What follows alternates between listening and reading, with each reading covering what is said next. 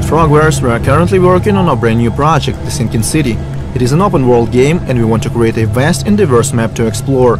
Our city, Augment, will have different districts, many kilometers of streets and thousands of buildings. Usually it would take a lot of time and efforts to manually place every object on the map. At some point, it would get too cumbersome, so we decided to shake things up a bit.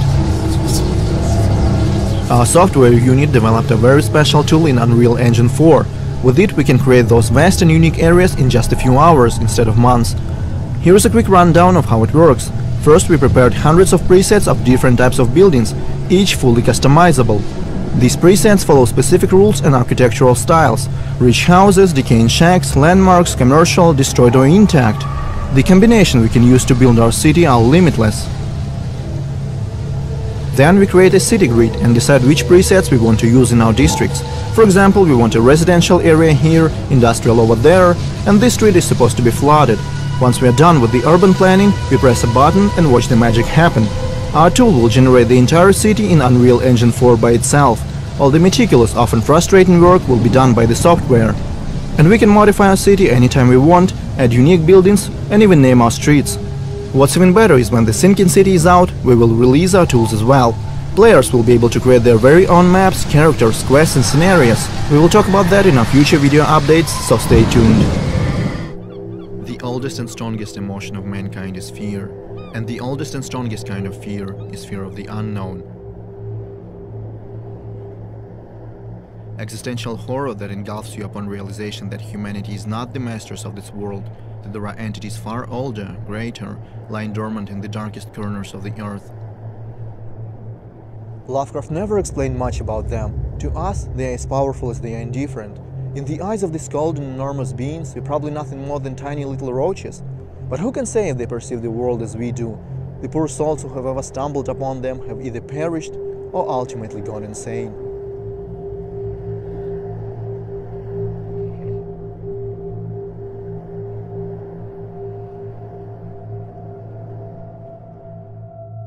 We are fascinated with Lovecraft's works of horror fiction, and we've always felt like this world would be a fantastic setting for a video game.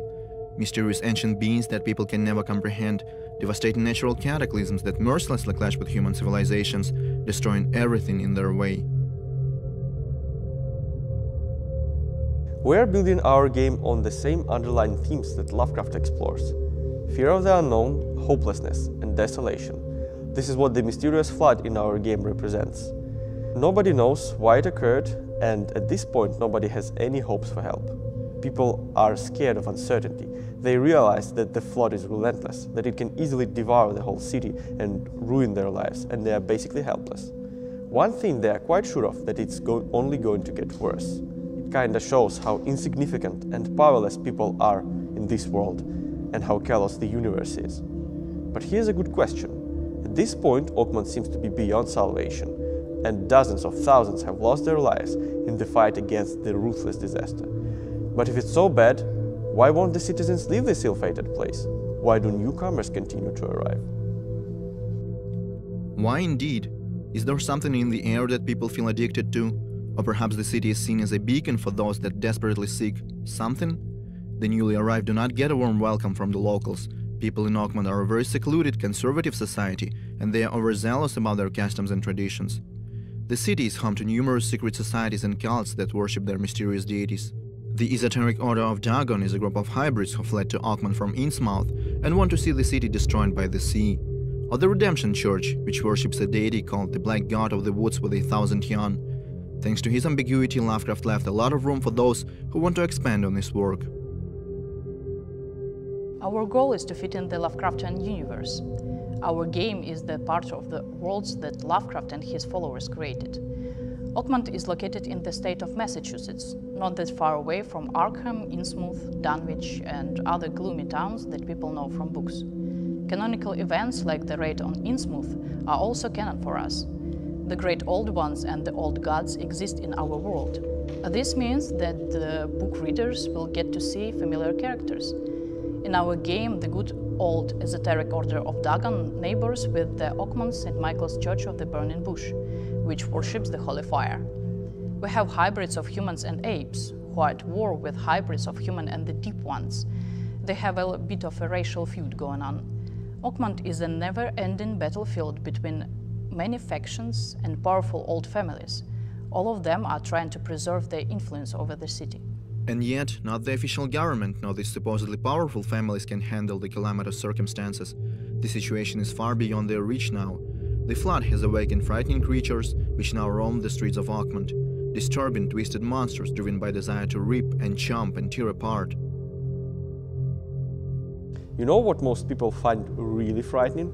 Not spiders, not gore, even though these things can be very repulsive. But most people are truly afraid of anything that looks like human, but is not quite human. There's a theory going on that when monsters look, act or move similar to how we do, but not close enough, it triggers fear and panic. So in our game we decided to give monsters certain humanoid features and see the result.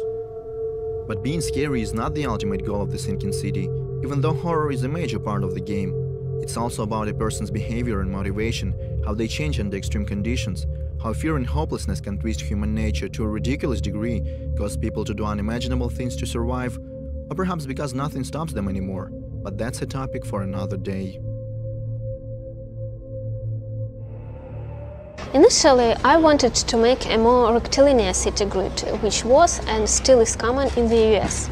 But in our game, we eventually decided to opt for a more curvilinear, kind of like of living organism with branched street hierarchy.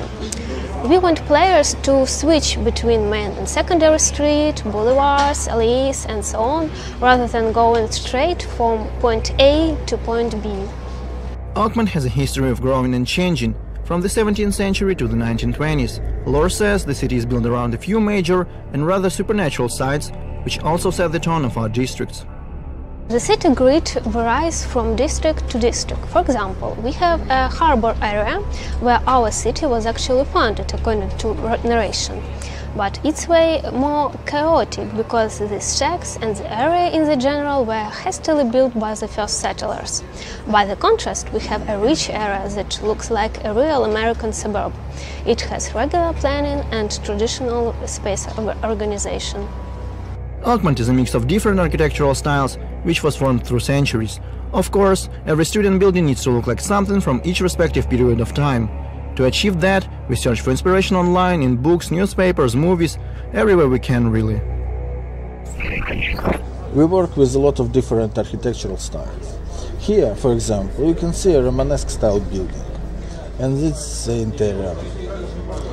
I'm still tweaking it and want to mix it with the Renaissance style and see how it looks. It's more about fun than realism.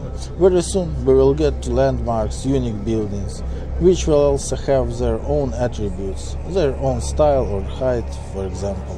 We want to use them to help people find their way in Augmented without a map.